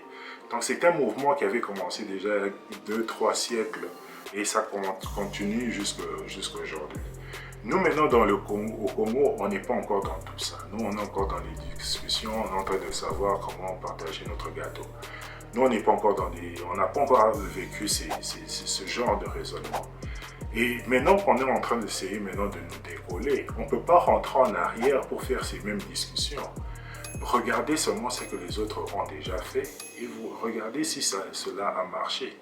Ces universités, ce qu'ils se sont dit, c'est ça. On peut vous garantir une bonne qualité d'éducation. C'est-à-dire que quand vous venez dans nos écoles, on va vous garantir une très bonne qualité d'éducation. Ici, on est en train d'entrer dans le concept de qualité. C'est pour ça que quand je parlais de l'Unikin et je disais diminuer le staff et tout, c'est pour donner une meilleure qualité. Et c'est là qu'on peut utiliser des concepts comme le concept que j'ai utilisé de comptabilité pour vous permettre à voir comment vous pouvez scale ou bien quel est un bon niveau qui est optimal pour que l'université puisse délivrer une bonne qualité. Et c'est ça qu'on va faire maintenant avec l'Unikin. Et nous, on vous garantit que notre université va vous donner une bonne qualité. Une bonne qualité d'enseignement. Ça veut dire que si vous partez, vous avez du poste dans des gouvernements et dans tout ça, nous, en tant qu'université, on va vous demander de faire des donations à notre université pour remplir les projets que l'université a. Ça veut dire que quand vous avez un poste de ministre, quand vous avez un poste de DG dans une entreprise, vous avez un devoir de nous donner aussi des donations pour que nous, on prenne cet argent et qu'on puisse remplir la mission de l'université. C'est la même stratégie qu'on fait avec l'Unikin. Maintenant, vous avez des professeurs qui sont dans le gouvernement, mais regardez l'UNIKIN comme elle est, et tous ces gens ne donnent pas l'argent à l'UNIKIN. Et en principe, normalement, vous devez donner l'argent à l'UNIKIN. Et là, maintenant, les États-Unis, maintenant, c'est qu'ils font dans tout ça. Et que ils sont maintenant l'école où vous devez partir. Parce que quand je vous dis, tout ça que vous êtes en train de faire doit être justifié. Vous ne pouvez pas prendre l'argent des gens ou bien les taxes des gens sans justifier pourquoi vous le faites. Vous ne pouvez pas vous dire que vous êtes la meilleure université de Kinshasa sans justifier comment vous êtes la meilleure université. Nous, maintenant, quand on dit qu'on va vous donner la meilleure qualité d'éducation, on doit tout faire pour vous prouver qu'on va vous donner la meilleure qualité d'éducation. Ce qui fait maintenant que quand vous venez dans cette école, vous entrez à l'UNIKIN, on est garanti que vous aurez un boulot dans une bonne compagnie. On va vous demander maintenant de faire des donations à notre université. Ces donations vont vous partir maintenant à aider le budget global de l'UNIKIN. On va faire ça avec les gens. Si vous ne voulez pas donner de l'argent, vous-même, vous serez quand même obligé de donner. Pourquoi je dis ça? Parce que vous avez des enfants dans votre société aussi. Si vous êtes passé par l'UNIKIN et vous avez eu ce boulot, vous voudrez que vos enfants aussi passent à l'UNIKIN. C'est maintenant ici aux États-Unis où on parle de l'éthique. Parce que tous ces Ivy League Schools, c'est qu'eux ils font, quand les enfants viennent maintenant pour s'enrôler, ils regardent maintenant, est-ce que ton père est un donneur? Si ton père est un donneur, tu commences à avoir des facilités. Si ton père n'est pas donneur, on ne te prend pas à l'école. C'est là maintenant le problème de éthique commence à entrer maintenant dans ce système. Et c'est un système aux États-Unis que le gouvernement sait que ça existe, mais bon, c'est toujours une ligne qui est un peu traitée. Mais ils font quand même attention à ça. Ça veut dire que si moi je suis à l'université de Kinshasa et je suis en train de donner une éducation de qualité, c'est l'intérêt de tous les gens de partir, de donner à l'université en termes de support. Et le support peut être $1, ça peut être $2, ça peut être $5. C'est pas beaucoup d'argent. Obama a raise tout l'argent d'une campagne et la moyenne de l'argent c'était je crois moins de $5. Ici vous parlez de nombre, c'est pour ça qu'on parle maintenant du contexte de fundraising, où vous êtes en train de raise des fonds. C'est ça le concept, c'est là maintenant la stratégie où l'UNIKIN maintenant va commencer à entrer. On ne va plus attendre l'argent du gouvernement parce que de ce côté-là, comme je vous le dis, on sait déjà qu'ils ne vont pas trouver les solutions. Nous maintenant on va raise des fonds et on va vous donner maintenant, on va vous forcer maintenant d'envoyer les gens à l'UNIKIN. On va commencer à avoir de l'attraction. On va vous donner des services qu'aucune université va vous donner. On aura d'abord des écoles de basket, on aura des écoles de football, on aura des histoires de théâtre. On va s'organiser et donner des histoires comme ça, des festivals, des trucs comme ça. Tous vos enfants voudront venir à l'UNIKIN. Et maintenant, on va demander à tous les gens qui sont passés à notre école et même toutes les compagnies de venir maintenant donner à l'UNIKIN et supporter notre école. Et c'est comme ça qu'on va grandir cette université et ce sera une grande université à Kinshasa. Maintenant, parce que l'UNIKIN est une grande entreprise. Ces entreprises maintenant, des écoles aux États-Unis comme des écoles comme Harvard, ces écoles sont en train de faire $40 billions en donation. Donc imaginez-vous que le budget du Congo est quelque chose comme $3 billions ou $4 billions. Mais à Harvard University, eux dans une année, ils arrivent à prendre des donations de $40 billions. Imaginez-vous ça. Le fait qu'ils ont ces donations maintenant, ils sont maintenant dans un système un peu flou. Parce que maintenant, Harvard, ce qu'eux ils font, ils prennent quelque chose comme un peu d'argent, comme 2%, et c'est ça qu'ils remettent maintenant dans Harvard, l'université. Parce que ces écoles, maintenant, la controversie est que ces écoles, la tuition, ce que les élèves sont en train de payer, c'est toujours cher. Donc tous ces élèves sont en train de payer une tuition qui est toujours chère, mais l'université est en train de recevoir $40 billions de donations. Ça veut dire maintenant que tout le monde, les congressmen et tout le monde se demande comment vous n'utilisez pas cet argent pour essayer de réduire le prix de l'école. Mais eux aussi, l'école maintenant est un business, comme je vous dis. Ils vont mettre un peu d'argent dans tout ça, ils vont innover aussi dans la technologie et beaucoup de choses, mais ce qu'ils vont faire, ils ne peuvent pas laisser 40 millions s'asseoir à la banque comme ça et ne rien faire. Vous ne pouvez pas laisser votre argent dans un checking account qui ne fait rien, parce que l'argent, over time, l'argent perd sa valeur. Ça veut dire que quand vous êtes à Kinshasa, vous avez de l'argent en dessous de vos matelas. Ça veut dire que cet argent que vous avez dans vos matelas, chaque jour que vous êtes en train de traverser, votre argent est en train de perdre de valeur. C'est ça que vous êtes en train d'entendre parler de l'inflation. Aux États-Unis aussi, c'est le même concept. Malgré que notre argent perd moins de valeur ici aux États-Unis, mais l'argent perd de valeur. Le même principe s'applique aux organisations. Donc les organisations qui ont de l'argent, ils ne gardent pas seulement leur argent quelque part. Une organisation doit aussi investir cet argent pour que ça puisse grandir over time. Et maintenant, c'est que les écoles aux États-Unis font. Ils prennent cet argent maintenant et ils investissent ça aussi dans le stock market. Ça veut dire qu'eux, ils sont en train de prendre cet argent, quand on les a donné des donations, eux, ils sont en train de l'investir et leur raison pour ça, ils disent qu'ils doivent aussi grandir cet argent parce que cet argent risque de perdre la valeur over time. Donc c'est aussi une stratégie de leur business. Le problème avec ça est maintenant que, en faisant ça, les universités maintenant commencent à faire de la politique.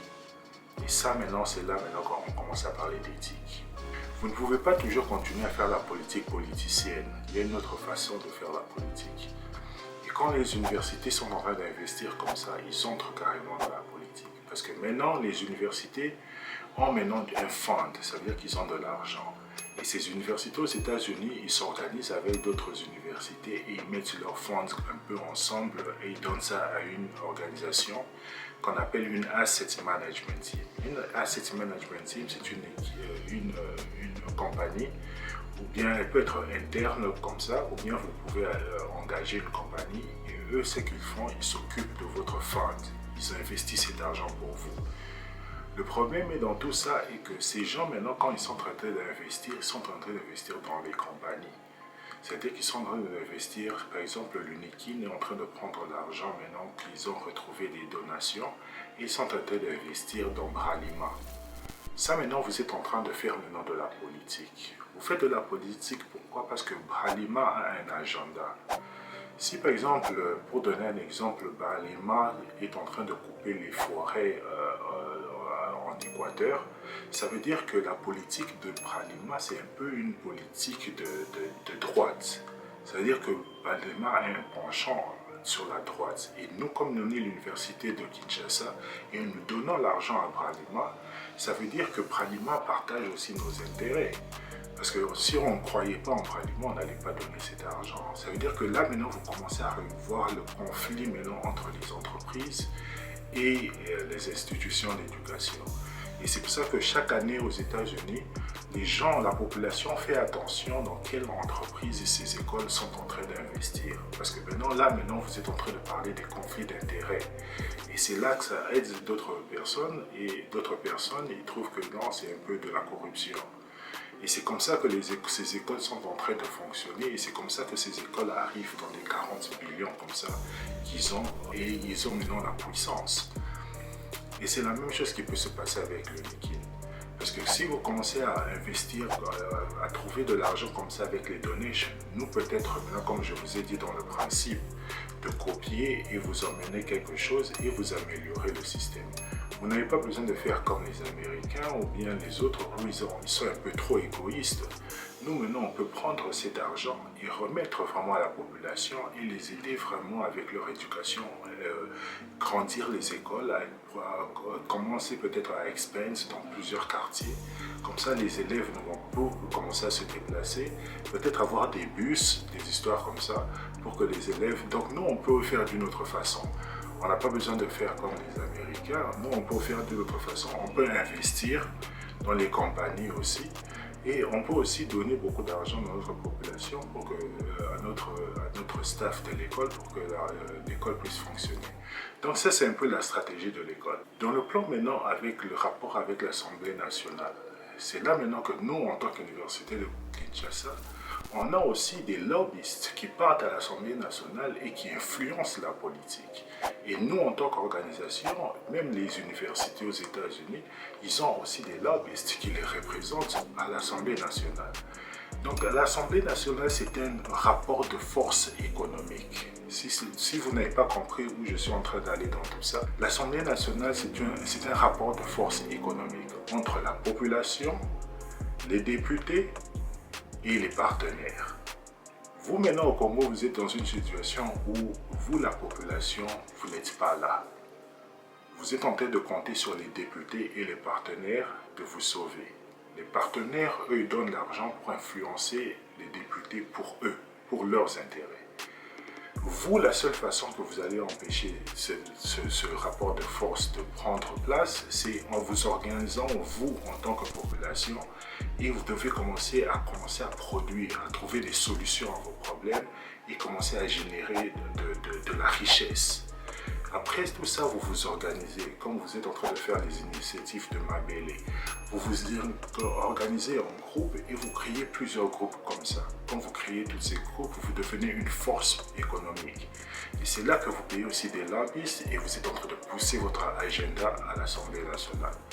Et ça, ce sont des rapports de force parce que vous venez avec un différent agenda.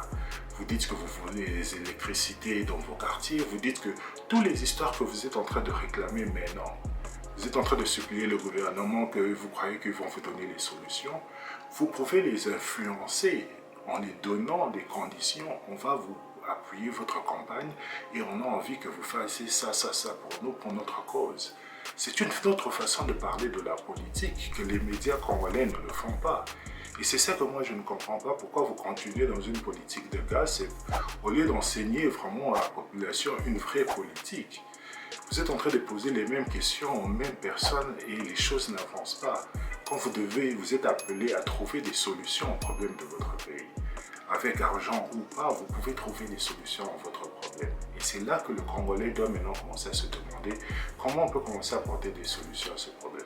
Mais tu vas à Kinshasa pour leur dire des histoires comme ça, on dit que oh, lui il est dans la technologie, maintenant il veut l'université de Kinshasa, il est neurosologue. Vous ne comprenez pas comment les choses marchent dans ce monde. Parce que si pour vous, quelqu'un qui vient avec des solutions comme ça, c'est un neurosologue, donc vous êtes dans un état d'esprit que moi je ne comprends pas vraiment. Tous les gens sont focalisés sur un débat politique. Quand les problèmes de population, dans tous les domaines, que vous soyez dans l'énergie, que vous soyez dans la sécurité, que vous soyez dans tout ça, tous ces domaines, la population doit commencer à trouver des solutions à ces problèmes. Et l'avantage même que je disais au Congo est que vous pouvez le faire dans l'informel. Ça veut dire que même quand vous connaissez les principes, c'est pas que dans l'informel il n'y a pas de principes. En général, dans l'informel, il n'y a pas de loi. Mais dans l'informel, même les gens s'organisent. Ça veut dire que vous, Congolais, vous, entreprises qui attendez des histoires du gouvernement, vous savez comment les entreprises s'organisent. Pourquoi vous attendez que le gouvernement construise une structure pour vous? Organisez-vous avec d'autres compagnies, créez une structure dans l'informel et c'est comme ça, dans cette structure-là que vous allez respecter. Si vous, Congolais, vous commencez à avoir des ligablos, même aujourd'hui, les radios, les médias se plaignent que l'argent est seulement dans la politique, dans les gossips de politique. Non. Mais la raison pour laquelle vous êtes en train de souffrir, c'est parce que vous-même vous êtes séparés déjà. Si vous pouvez vous organiser en tant qu'une force de médias, une force politique de médias, et vous donner des médias de bonne qualité, mais tout le monde va vous suivre. C'est là votre puissance. C'est là dans votre puissance. Vous faites des histoires un peu du genre séparé. La personne aussi qui est séparée, qui va comprendre tout ça, et qui va aller de l'avant et construire un média qui répond vraiment à l'exigence, c'est cette personne-là qui va se développer. Parce que tout le monde maintenant fait un peu de la même chose, tout le monde parle un peu de la même chose. L'innovation n'est pas encore là. Et normalement, vous êtes en train de demander que le gouvernement vous aide en tant que sans médias. Au lieu que vous poussez à vous parler une même voix, en tout cas la plupart des gens, réunissez-vous en 2, 3, 4 groupes qui ont la même vision, créez un groupe de médias et c'est là que le groupe va commencer à avancer. Les Congolais doivent commencer à se faire confiance entre eux pour avancer leur business. Comme ça, vous pouvez avoir des lobbyistes qui peuvent partir au Parlement et influencer la politique du pays. Mais vous n'êtes pas encore dans ce jeu. Vous êtes encore à l'extérieur, vous êtes en train de regarder.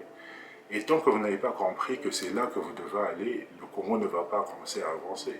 Et comme je disais ici, je vous ai donné des solutions. Moi, je ne suis même pas dans l'éducation.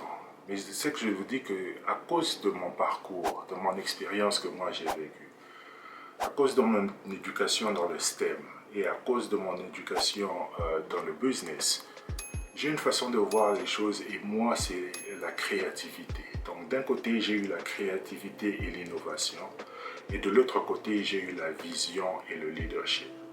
Donc quand vous ajoutez ces deux skills en vous, vous pouvez être partout dans le monde et vous allez toujours pouvoir être un citoyen qui vit une vie qui est décente.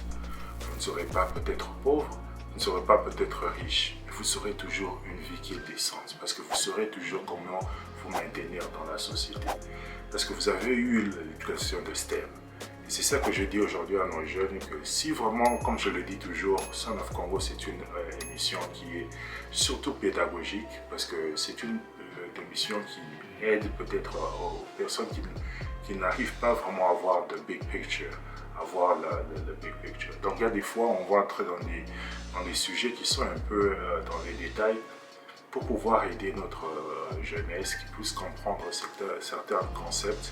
Et c'est vous, la jeunesse, qui doivent demander ce changement à l'UNIKIN. Ne laissez pas votre gouvernement vous dicter. Vous ne pouvez pas être aujourd'hui une jeunesse qui dit vous êtes à l'UNIKIN en train de faire la politique des politiciens. Vous ne pouvez pas être cette jeunesse-là au Congo aujourd'hui. Vous devez être la jeunesse qui exige. Vous avez vu notre maman qui est devenue recteur aussi à Scotland, là-bas. Ce sont des élèves qui ont demandé qu'elle puisse devenir leur recteur, qu'elle puisse commencer à diriger leur école. Et c'est ça que l'UNIKIN doit commencer à faire. Vous, les élèves, c'est ça que vous devez commencer à faire. Parce que ce que vous voulez à l'UNIKIN, c'est un partenariat entre les élèves et les profs et l'administration. Vous avez besoin d'avoir ce partenariat. Les élèves doivent s'organiser, ils doivent avoir des syndicats qui les représentent. Vous devez avoir des votes. Vous devez être organisé dans une école. Et c'est ça que c'est le genre de structure qu'il faut amener dans l'UNIKIN. Et l'UNIKIN, maintenant, l'administration va comme ça voir ils vont parler avec les élèves et comme ça, vous allez vous entendre sur les salaires, pas sur les salaires vraiment des professeurs, mais sur les histoires comme le dorme, les homes, les histoires comme la tuition de l'école. Comme ça, vous allez travailler vraiment en partenariat avec les élèves. Et les élèves, vous devez demander ça. Mais comme vous êtes là en train d'applaudir pour vos professeurs qui sont dans les partis politiques, vous êtes en train de détruire même la vision. Parce que vous devez changer aussi votre façon de voir les choses. Si vous voulez que moi, je devienne votre recteur, dites que cette personne, on a envie qu'il devienne notre recteur. Au moins, il nous a donné sa vision. Au moins, il nous a dit qu'il ne va pas tout nous garantir, mais il va nous garantir au moins un esprit de créativité qui ne va pas dépendre du gouvernement. Donc, c'est un peu là que vous devez commencer à raisonner. Mais vous ne devez pas penser être dans des débats inutiles comme si est-ce qu'il a raison, est-ce qu'il dit vrai. Ça, ce sont peu des débats à avoir parce que vous-même, vous avez accès à l'information. Pourquoi vous continuez à faire des débats sur des histoires que vous-même, vous avez accès à l'information? Moi, je vous donne une information et je vous donne même les sources. Si vous voulez, les sources sont sur les descriptions. Vous partez là-bas et vous pouvez lire un peu plus sur le domaine. Donc vous pouvez vous informer vous-même. Vous n'avez pas besoin de suivre ce que moi j'ai dit. Et moi aussi, je m'informe. C'est ce que vous avez appris à l'école. Quand vous avez un papier à remettre à l'école, vous faites votre papier et vous avez des sources que vous êtes allé chercher partout. Et c'est la même chose comme ça dans la vie. Vous voulez résoudre un problème à Kinshasa, vous avez des sources, vous avez des Google, vous avez des autres pays, où vous cherchez à vous organiser en tant que famille. Il y a beaucoup de gens qui ont fait ce système. Les Juifs ont leur système de le faire. Il y a les Grecs qui ont leur système de le faire. Étudiez les différents systèmes. Organisez-vous aussi en communauté et voyez comment vous pouvez vous développer en communauté. C'est à ce niveau que l'homme congolais doit commencer à penser. Vous ne pouvez plus penser que non, on va seulement dealer avec les Balouba, on va seulement dealer avec les Bakong, on va seulement dealer avec ceux de Mbanaka. Vous ne devez plus penser comme ça. Oh, les autres du Katanga, non. Vous devez penser maintenant comment entre Congolais on peut être unifié par la vision. Comment on peut avoir une même vision ensemble, nous mettre ensemble, mettre une structure et nous tous on peut voir de la même façon. Et c'est comme ça que nous on va influencer la politique de notre pays. C'est comme ça que le Congolais doit commencer à penser aujourd'hui. Cette façon de voir les choses, c'est à cause de mon éducation. Cette façon de voir les choses, c'est à cause de mon expérience. Et moi, tout ce que je suis en train de faire, c'est partager avec vous ma façon de voir les choses. Donc, vous pouvez prendre ça comme un feedback. Ceux qui veulent que ce soit un feedback, si vous jugez que c'est important, vous le prenez. Si vous jugez que c'est pas important, bon, tant mieux. Hein. Dans la vie, il faut seulement partager. C'est pas important si les gens croient que je suis à l'Unikin ou pas. Bon, les autres vont regarder, ils vont dire bon, il a des boucles d'oreilles, il a tout ça. Bon, c'est un peu, ça dépend. Dans une société, dans la vie, hein, vous-même vous devez décider qu'est-ce qui est plus important pour vous. C'est pour ça qu'aux États-Unis, on dit toujours pick your fight. Il y a des combats que c'est pas nécessaire de vous battre pour ça. Si vous êtes en train de juger quelqu'un à cause des boucles d'oreilles et il veut vous présenter un programme, ça veut dire que vous avez vraiment loupé tout le contexte. Vous êtes dans un autre monde. Donc vous avez encore une mentalité qui est vraiment... Et c'est comme ça au Congo. Hein. Quelqu'un vient te parler avec un jean, ça veut dire que c'est un pauvre. Donc vous avez des mentalités qui sont vraiment... des histoires à vraiment bannir au pays. Hein. Parce que vous allez voir Zuckerberg à la route comme ça, il vient venir vous parler et vous allez croire que c'est quelqu'un qui vous demande de l'argent. Donc pour vous, il faut toujours être comme les Blancs vous ont dit, avec des cravates et tout, comme ça on va vous respecter. Au lieu de donner l'importance sur la compétence, vous êtes en train de donner l'importance sur le look, parce que vous voulez devenir des sapeurs au gouvernement. Donc, c'est des mentalités que le Congo, vous devez échapper de ça pour pouvoir commencer à grandir. Comme je l'ai dit, vous pouvez prendre les contextes des autres personnes. Regardez comment les Juifs l'ont fait. Ils ont beaucoup de stratégies pour grandir des grassroots movements, des puissances économiques, des petites puissances économiques. Regardez comment les Grecs l'ont fait. Regardez comment les Américains l'ont fait. Et regardez vous-même comment vous pouvez pouvoir raise money et grandir des fonds avec la population. Il y a un moyen de le faire. C'est parce que vous ne pensez pas vraiment à ce problème. Il y a un moyen de le faire où vous pouvez raise money entre vous. Mais vous devez être... il y a quelqu'un qui doit emmener ses idées, il y a quelqu'un qui doit parler de ça. Et il n'y a pas assez de gens au Congo qui parlent de ça. Et c'est ça le but de l'émission, et de pouvoir vraiment préparer la jeunesse et qu'ils puissent voir un peu les choses de cette manière, et que peut-être les vieux puissent aussi aider la jeunesse de voir les choses de cette façon. Parce qu'après 60 ans, nous avons des ingénieurs qui peuvent trouver une solution, comme on est des gens de l'aéroport, partir par le fleuve Congo jusqu'à atterrir à la Bourg. Je suis confident comme moi-même qu'il y a un ingénieur au Congo qui peut faire construire un petit bateau. On peut lui donner 20 bateaux que le gouvernement a appuyés et ils peuvent faire ce trafic dans une bonne qualité, avec un bon business qui répond à des bons standards. Je suis confident que le Congolais peut le faire, et à moins cher, avec des matériaux du Congo, du matériel du Congo. Donc je suis confident qu'on peut le faire. Et je me demande pourquoi la population ne le fait pas. Parce que l'argent ne va pas venir de votre gouvernement. Vous avez des familles, des amis. Pourquoi vous n'arrivez pas à raise money?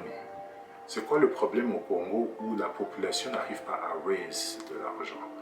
Donc c'est un peu ça qui est un peu un problème qui me dépasse. Parce que quand vous allez apprendre à raise le money, c'est là que les Congolais vont devenir plus puissants. Vous serez maintenant des business, et c'est comme ça que vous allez influencer la politique à l'Assemblée nationale.